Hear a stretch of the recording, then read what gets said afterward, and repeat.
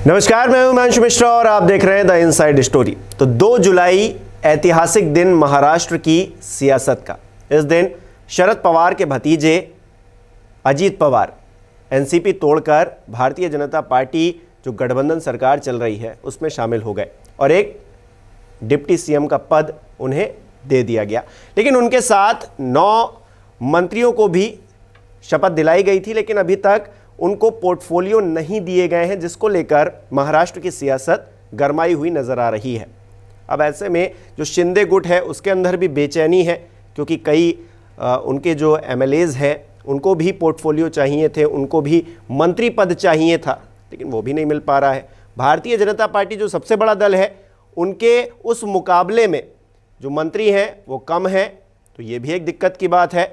यानी कि ये जो सरकार चल रही है इसमें जो परेशानियां, कुलबुलाहट कुछ ज़्यादा ही हो रही है। इनसाइड क्या चल रहा है महाराष्ट्र की राजनीति में, आज जानने की कोशिश करेंगे। डॉक्टर संजीव त्रिवेदी जी वरिष्ठ पत्रकार हमारे बीच है। संजीव जी, अभी तक जानकारी आ रही है, कुछ जानकारी ये आ रही है कि अजीत पवार शायद वित्त मंत्रालय पा जाएं, और अभी के लिए वित्त मंत्रालय देवेंद्र फडणवीस के पास है। देवेंद्र फडणवीस से छीन कर अजीत पवार जो नए नए आए हैं उनको दे दिया जाएगा, तो तकलीफ तो उनको भी है। तो महाराष्ट्र की राजनीति में आजकल जो हो रहा है उसमें भारतीय जनता पार्टी सबसे ज़्यादा नुकसान में नज़र तो ये आता है। पहली जो दफ़ा अगर देखें तो ये दिखता है। हाँ, पहली नज़र में तो शायद यही लगता है। और केवल देवेंद्र फडणवीस की ही बात क्यों करें, जो मुख्यमंत्री थे और उप मुख्यमंत्री हो गए और उप मुख्यमंत्री में वित्त विभाग था, अब आप बता रहे हैं कि वो भी जा रहा है। हाँ, अब उनके पास सिर्फ एक विभाग बचता है, वो है प्लानिंग का, मिनिस्ट्री ऑफ प्लानिंग। तो अब वो नियोजन करेंगे, खाली प्लानिंग ही तो करते हैं वो राजनीतिक रूप से भी चाणक्य कहे जाते हैं। लेकिन वो एक मलाईदार वित्त मंत्रालय, मतलब समझिए बहुत बड़ा जिम्मा हो गया। अब तो ये हो गई देवेंद्र फडणवीस साहब की बात। हाँ। शिंदे साहब की बात, एकनाथ शिंदे अब मुख्यमंत्री, और मुख्यमंत्री आए, और जाहिर है कि भारतीय जनता पार्टी ने जब उनको अपने साथ लिया, आमंत्रित किया, तो कहीं कल्पना में भी ये बात नहीं थी कि जो उनके बाद एक और गाड़ी आने वाली है कुछ विधायकों को लेकर, डिब्बे उसमें भी जुड़ जाएंगे, और ये जो डबल इंजन की सरकार थी ट्रिपल इंजन हो गया, तीसरा इंजन भी आ गया। तो वहाँ भी जो महत्व था वो 1/2 हो गया। हाँ। आधा रह गया। तो देवेंद्र फडणवीस साहब का भी महत्व आधा रह गया और एकनाथ शिंदे जी का भी आधा रह गया। अब आ जाइए अजीत पवार साहब के बारे में बात करें, तो अजीत पवार को अपने मंत्री मंडल में शामिल होने के बाद विभाग के लिए दिल्ली दौड़ना पड़े, ऐसे उनकी राजनीति करियर में तो कभी नहीं हुआ था। वो तो तय करते थे दूसरों का विभाग, क्योंकि उनका नाम था अजीत पवार है। महाराष्ट्र की राजनीति में दादा बोलते हैं। बिल्कुल। तो ऐसे व्यक्ति को तो बोल नहीं सकते हैं जो याचक की तरह दिल्ली पहुंच गया हो कि हमारा विभाग हमें दे दो, और आप भी अभी शायद कह रहे हैं। हाँ, नहीं अभी कंफर्म नहीं है। कंफर्म तो है नहीं। तो अब उनकी भी स्थिति देख लीजिए कि कैसी हो गई कि वित्त विभाग उन्हें मिले, इसको लेकर के कोई कांग्रेस और शरद पवार गुट विरोध नहीं कर रहा है। वो जो अंदर के विधायक हैं वही कर रहे हैं। शिंदे साहब के समर्थक, बीजेपी के समर्थक वही विरोध कर रहे हैं। बिल्कुल। कह रहे हैं कि ये जो पवार साहब हैं, ये जो वित्त मंत्री बने थे पिछली दफ़ा जब उद्धव ठाकरे की सरकार थी, ये तो फंड्स के आवंटन में भेदभाव करते हैं। ये केवल अपने लोगों को, चुनिंदा लोगों को अपने क्षेत्र के विकास के लिए पैसे देते हैं, दूसरों को तो देते ही नहीं है। इनको मत बनाओ, बाकी किसी को भी बनाओ। अब बताइए कि ये स्थिति हो गई उनकी कि भाई उन्होंने बड़े धैर्य के साथ राजस्व, वित्त और जल संसाधन, ये 3 मांगे हैं। अपने लिए वित्त मांगा है, जल संसाधन और राजस्व अपने सहयोगियों के लिए मांगा है, और उसके अलावा जो भी मंत्रालय दे दीजिए। तो ये स्थिति है कि एक सरकार वहाँ चल रही है, कौन किसके साथ है और कौन किसके विरोध में, ये समझ में नहीं आ रहा है। जो साथ में हैं वही आपस में विरोधी भी हैं। बिल्कुल। और सिर्फ विभागों के बंटवारे को लेकर ही नहीं कि हम नहीं बन पा रहे हैं, हमको मंत्री नहीं बनाया गया, हम आपके साथ आए थे और हमको पद नहीं मिल रहा है, इस बात को लेकर भी आपस में जो गुटबाजी और तमाम चीज़ें हो रही हैं, बयान दिए जा रहे हैं। मैंने हाल ही में पढ़ा कि 3 ऐसे विधायक भी हैं जो कह रहे हैं कि देखिए भ्रष्टाचारियों को आपने बना रहे हैं, आप मंत्री तक बनाए दे रहे हैं और हमको आप पूछ तक नहीं रहे हैं, हम आपके साथ क्यों आए हैं, हम इसीलिए तो आए हैं कि आप हमको भी पद दीजिए। ये भी दिक्कतें हैं। आपने एक चीज़ देखी होगी, भारतीय जनता पार्टी का जो केंद्रीय नेतृत्व है, हालांकि बुधवार को मुख्यमंत्री शिंदे और फडणवीस साथ नहीं आए, लेकिन प्रफुल्ल पटेल और अजित पवार दिल्ली आ गए और अमित शाह से मुलाकात की। तो उन्होंने मुलाकात की और वो मुलाकात के बाद ये खबरें आ रही हैं कि शायद उनकी उम्मीदें पूरी हो जाएं वित्त मंत्रालय वाले। प्रफुल्ल पटेल तो ये कह रहे हैं कि हम केंद्र में पद नहीं चाहते हैं, तो वो तो बात ही घुमाए दे रहे हैं कि हम केंद्र के लिए बात हो रही, बात यहाँ राज्य के लिए हो रही। राज्य में ही नहीं है अभी। हाँ। तो घर बचाने का सबब है, घर सजाने का सबब तो बात का है, वही चीज़। तो अब देखिए कि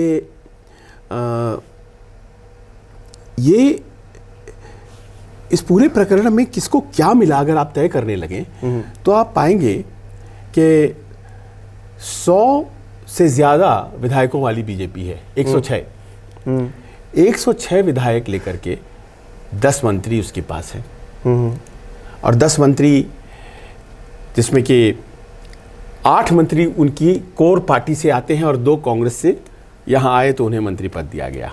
यानी कि 106 विधायकों में 8 विधायक जो हैं उन्हें वो अकोमोडेट कर पाए। नाराजगी जाहिर है, यानी कि 10% से भी कम होगी ना नाराजगी, क्यों नहीं होगी।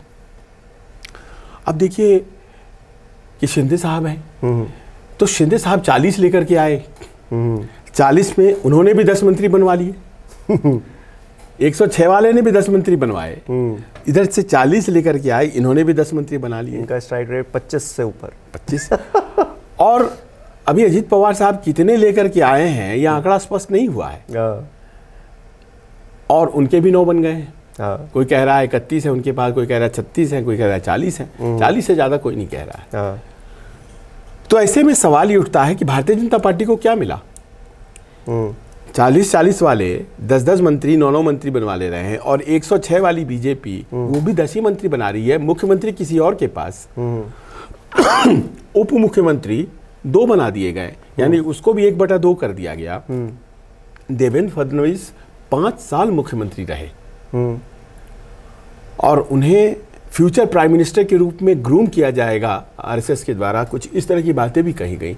और आज पहले वो डिप्टी सीएम बना दिए गए और अब डिप्टी सीएम का जो उनका पद है उसमें भी अब उनका हिस्सा आधा कर दिया गया। नहीं, उनको तीसरी पोजीशन पे ला दिया गया एक तरह से। देखिए, अगर वित्त मंत्रालय अजीत पवार के हाथ पे चला जाता है तो 2 मंत्रालय, एक तो मुख्यमंत्री के तौर पर सबसे बड़ी पोजीशन और डिप्टी सीएम के तौर पर आपको वित्त मंत्रालय भी दिया गया, यानी कि देवेंद्र फडणवीस फिर तो तीसरे नंबर पर आ गए। अब तीसरे नंबर पे आप आ गए क्योंकि वित्त मंत्रालय जिनके पास है उनको दूसरा नंबर आप मानिए। बिल्कुल, मतलब उप मुख्यमंत्री वित्त मंत्रालय के साथ पहले भी रह चुके हैं अजीत पवार। जब उद्धव ठाकरे थे बिल्कुल तो रह चुके हैं, तो अभी भी वो अपनी दूसरे नंबर की पोजीशन पे आ गए, तो तीसरे नंबर पे चले गए। अभी मुस्कुराते रहते हैं फडणवीस साहब और बढ़िया नेता है, लेकिन ये जो मुस्कुराहट है ये कुछ वैसे ही हो जाती है कि तुम इतना जो मुस्कुरा रहे हो क्या गम है जिसको छुपा रहे हो। नहीं, गम तो सबके सामने है। अब तो देखिए वो तो खुल गई है बात। पर मैं ये कह रहा था कि जब भारतीय जनता पार्टी इस तरह के कॉम्प्रोमाइजेस कर रही है तो प्रश्न ये उठ जाता है कि ये हुआ तो क्यों हुआ।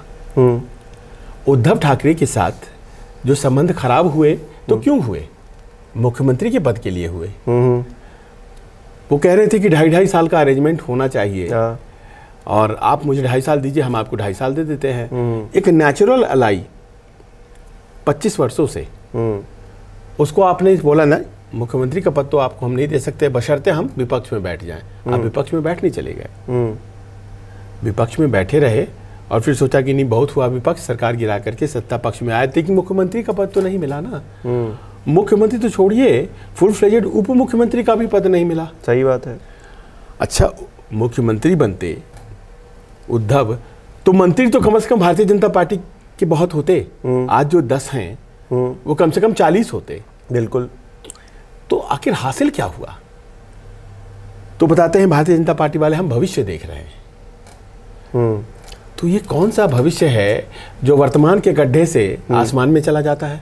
फडणवीस जी अगर भविष्य देख रहे हैं तो एक बार उनको ये भी याद होगा कि अजीत पवार एक बार और शपथ ले चुके हैं उनके साथ, और फिर वो किस तरह से पलटी मारकर फिर से चले गए थे शरद पवार के पास में, ये उनको याद ही होगा।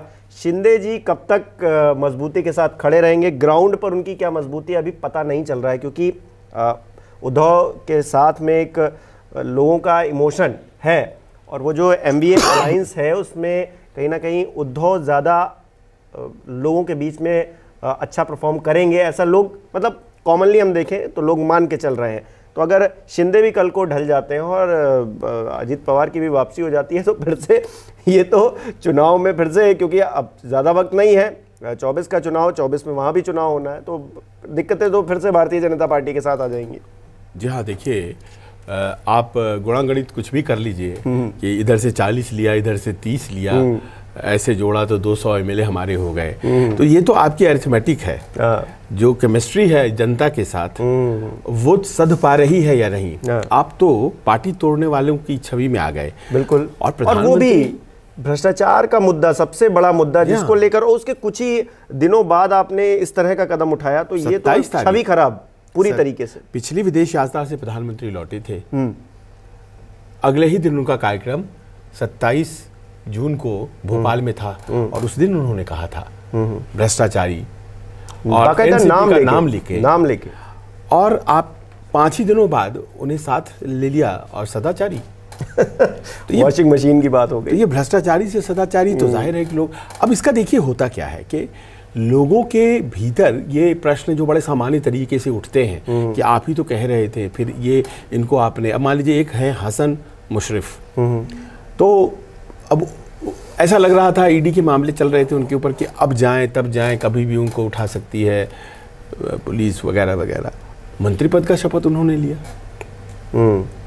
विरोध कर रहे हैं नवाब मलिक, तो बेल ही नहीं हुआ आज तक, अंदर ही है, जेल ही में है। तो ऐसे में जनता के भीतर जो एक स्वाभाविक प्रतिक्रिया है वो ये होती है कि ये क्या सही है क्या, ये जो गुणागणित कर लिया गया है सही है क्या। तो ऊपर से लग रहा है कि बड़ा अच्छा एक कॉम्बिनेशन बन गया है कि देवेंद्र फडणवीस हैं, एकनाथ शिंदे हैं, अजीत पवार हैं, और इनके सामने कौन टिकेगा। लेकिन कभी कभार हम बड़ी बड़ी अलमारियों को अंदर से दीमक चाट जाता है, देखते हैं सामने से तो बहुत ही सुंदर और वैसी ही दिखती हैं जितनी की दिखनी चाहिए। जैसे कि गांव में कहा जाता है ढोल में पोल। बिल्कुल वैसी और आप उसको धक्का दीजिए तो भड़बड़ा करके। तो उसी प्रकार ये है कि एक 82-83 साल का वृद्ध मराठा वो निकल चुका है, शरद पवार जिनका नाम है, और वो जहाँ जा रहे हैं उन्हें भीड़ मिल रही है। बिल्कुल। उद्धव ठाकरे, ये लेगेसी जो होती है, डायनेस्टी की पॉलिटिक्स अच्छी है बुरी है उस पर बहस हो सकती है, लेकिन वो है, वो बीजेपी में भी है, कांग्रेस में भी है, वो हर दल में है। तो डायनेस्टी की पॉलिटिक्स में मैंने देखा है कि जो अंडरडॉग होता है, जिससे कुछ छिन गया, सामान्य जनता की भावना जो होती है उसके साथ चली जाती है। बिल्कुल। और देखिए ये हम लोग बातें किया करते थे बिहार के चिराग पासवान के केस में, आज वो कुछ नहीं सिवाय एक MP के, लेकिन उन्हें मंत्रिमंडल में लाने के लिए, NDA में जोड़ने के लिए ऐसा लग रहा है कि भारतीय जनता पार्टी एकदम तैयार है। उनके चाचा मंत्रिमंडल में हैं, पर वो पासवान उन्हें नहीं चाहिए, उन्हें वो दूसरा वाला पासवान चाहिए। और चिराग पासवान आ भी गए, मुझे ऐसा लगता है। अभी हाल ही में उन्होंने एक बयान दिया जो लाठीचार्ज हुआ है उसको लेकर, प्रचार वगैरह भी किया। तो जाहिर है कि वो आ रहे हैं, लेकिन उनको लाना जरूरी है। मतलब इस वाले चाचा से काम नहीं चल रहा है, रामविलास पासवान के भाई से काम नहीं चल रहा है, पारस साहब, उनको बेटे को लाना पड़ेगा। उसी प्रकार उद्धव ठाकरे को ये समर्थन अगर मिलता है महाराष्ट्र के लोगों का, बाला साहब के बेटे हैं, तो कहीं ऐसा तो नहीं है कि एक मिसकैलकुलेशन हो गया बीजेपी के द्वारा, या फिर ये 82 साल के वृद्ध निकल करके एक बूढ़े शेर की तरह अगर गरजने लगते हैं, तो कहीं ऐसा तो नहीं है कि भावनाएं जो हैं पश्चिम महाराष्ट्र जो कि गढ़ है एनसीपी का, वो इस तरफ आ जाएंगी? कुछ लोग दावा ये भी कर रहे हैं कि पहले उद्धव ठाकरे की शिवसेना में टूट हुई, उसके बाद एनसीपी में अभी हाल ही में हुई जल्द में, अब कांग्रेस में बाकी है। अब कांग्रेस के कुछ नेता तैयार बैठे हैं जो भारतीय जनता पार्टी का जो ये सरकार चल रही है इसमें आ जाए और फिर उनके साथ में चले जाए। हाँ, पर अब मुझे लगता है कि भारतीय जनता पार्टी खुद इंटरेस्टेड नहीं होगी, क्योंकि उसके पास एकोमोडेट करने के लिए स्पेस कहाँ है। हर वो व्यक्ति जो इधर आता है वो मंत्री बनना चाहता है। भारतीय जनता पार्टी इस बात को लेकर के परेशान तो होगी ही कि जिसे देखो वो आने के एवज में मंत्री बनना चाहता है, मंत्री और अगर न बनाया जाए तो उसकी नाराजगी देखिए क्या क्या बोलने लग जाता है। एक है इंडिपेंडेंट एमएलए बच्चू काड़ू, हाँ, आप उनकी बातें जरा सुन लीजिए। वो अपने आप को कितना बड़ा नेता समझ रहे हैं। नहीं, 10 निर्दलीय विधायकों ने इसलिए कहा है कि हम नहीं बनेंगे। ये भी एक मैं पढ़ रहा था, तो वो देखिए नाराजगी है। और इन सब के साथ हिमांशु इस बात को भी याद कीजिए कि एक अहम फैसला महाराष्ट्र की राजनीति में अभी आना बाकी है। स्पीकर साहब उस फैसले पर बैठे हुए हैं, महाराष्ट्र के स्पीकर, है ना। और वो फैसला जो है सुप्रीम कोर्ट ने बोला है स्पीकर साहब से कि योग्यता अयोग्यता एकनाथ शिंदे मुख्यमंत्री और उनके सहयोगी एमएलए कुल 16 बनते हैं, इनकी आप तय करें। और वो उस मामले को टालते चले जा रहे हैं, ज्यादा दिन तो टाल नहीं सकते हैं। बिल्कुल। तो भारतीय जनता पार्टी ने तो व्यवस्था कर ली है अजीत पवार के जरिए। एकनाथ शिंदे साहब का क्या होगा अगर वो अयोग्य करार दे दिए जाते हैं? आप ये देखिए कि उन्हें आखिर क्यों स्वीकार करना पड़ेगा सब कुछ, क्योंकि उनकी अपनी जमीन बहुत कमजोर हो गई है, भुरभुरी हो गई है, वो ढह जाएगी। और वो सब कुछ अब भारतीय जनता पार्टी और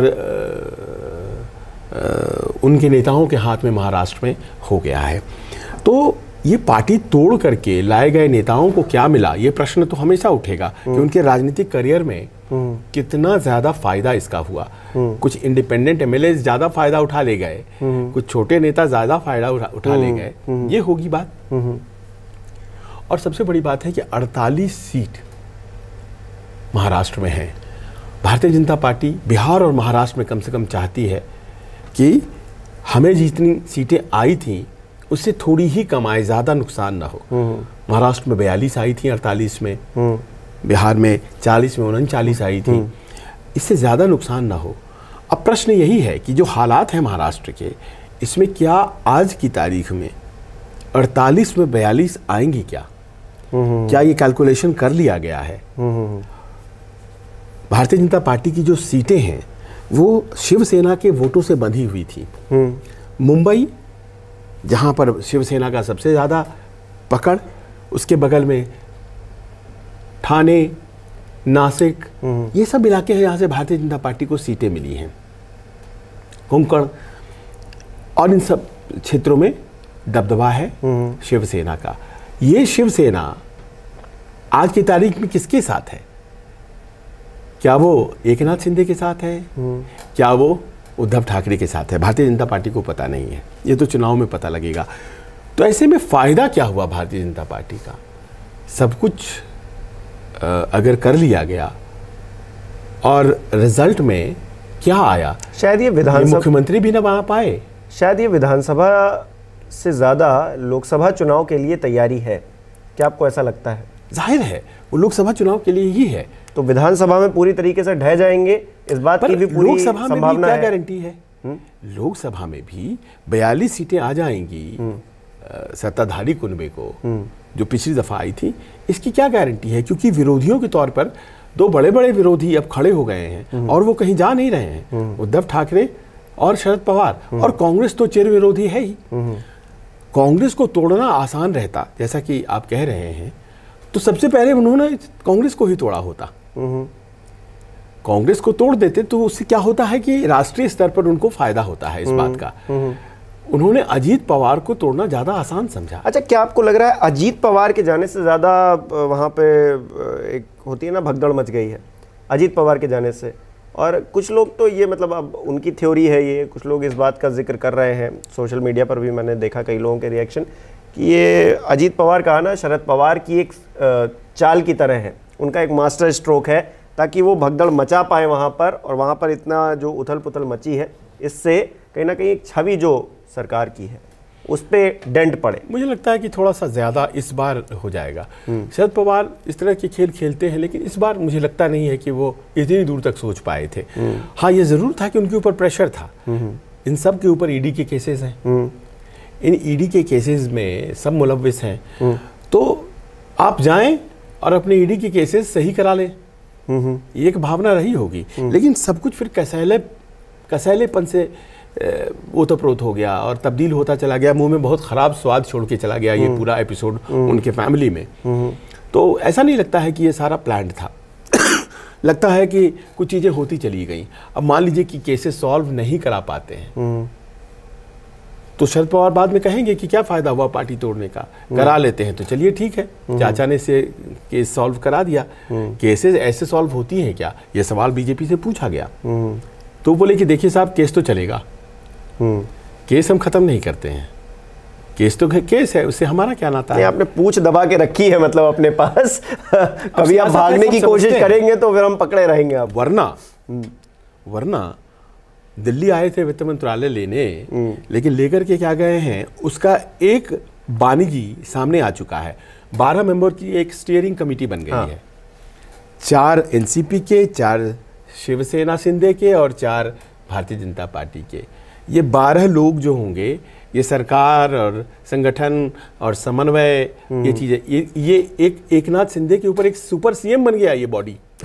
भाई अब ये 12 सदस्यों की एक टीम जो है वो सरकार चलाएगी, तो शिंदे क्या करेंगे? नहीं मतलब देखिए, एक मुख्यमंत्री, 2 डिप्टी सीएम, उस पर इतने सारे मतलब 10 बीजेपी के मंत्री हो गए, 9 भी इनके हो गए, एनसीपी के हो गए, फिर शिंदे साहब के हो गए 10, और यानी कि 29 इधर मंत्री बने हुए हैं, 3 इधर मुख्यमंत्री और 2 डिप्टी सीएम, और 12 ऊपर से ये, मतलब कितने लोग चलाएंगे? क्या 50 लोग सरकार चलाएंगे महाराष्ट्र की? नहीं, ऐसे में ये आप किस प्रकार का हौसला, किस प्रकार का विश्वास जनता में जनरेट करते हैं, ये बहुत इंपॉर्टेंट बात है कि आप कैसा विश्वास लोगों में जनरेट करते हैं। खिचड़ी तो वहीं बन रही है। अब देखिए कि फाइनल जो कहानी है कि अगर मैं मजबूत हो गया, भारतीय जनता पार्टी अगर अपने आप को मजबूत पाती या कांग्रेस अपने आप को मजबूत पाती इस स्थिति में,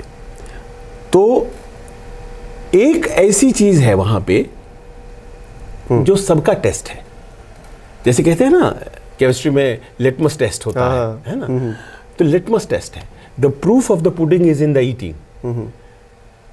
स्वाद कैसा है तो खाने से ही पता लगेगा। बीएमसी के चुनाव, अगर आप मजबूत हैं, अगर आप समझते हैं कि ये जोड़ तोड़ जैसी भी हो, ये चाणक्य है कोई और वो ये सब कर चुका है, तो बीएमसी के चुनाव करा लीजिए।